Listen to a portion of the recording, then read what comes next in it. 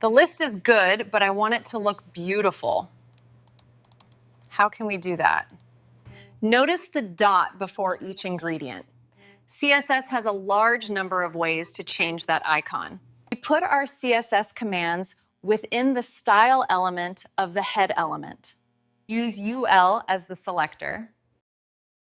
Then include list style type square. The type can be circle, disk, square, or none for no icon.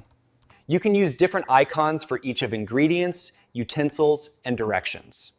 I'd like that. Please show me how to do that. Add a class name to each UL, then add that class name to each CSS statement. You might enjoy see a fork and spoon before each item. I love that idea. Is it hard to do? Go to fonts.google.com, search for fork, then download that image. Save the fork image in the same folder as your web page. Under the UL selector, add list style image URL, the file name of your image. Then reopen your web page. Can we add a box before each ingredient?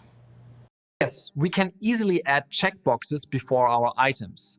In each list item, we add an input of type checkbox.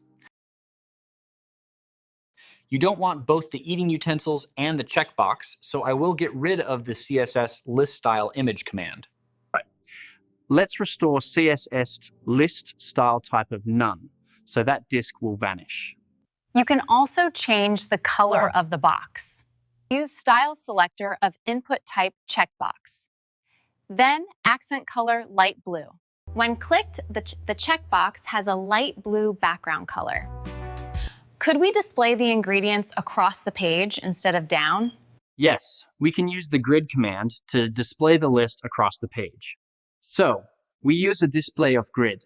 Then comes the interesting part. We set up a template for the columns within the grid. Each will be up to 22 characters wide. And it will continue setting up columns across the page as there is more room. What is the meaning of the FR? I know it means fraction. Min-max splits the screen in half, a column of data and the remaining fraction. Then repeat works that magic again on that fraction. Now I understand. Until now, I have been copying and pasting the code. That's good, but I don't like it going across the page. Let's go back to going down the page.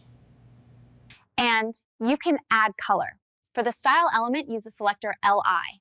Then add color, dark blue, and add background color of light blue.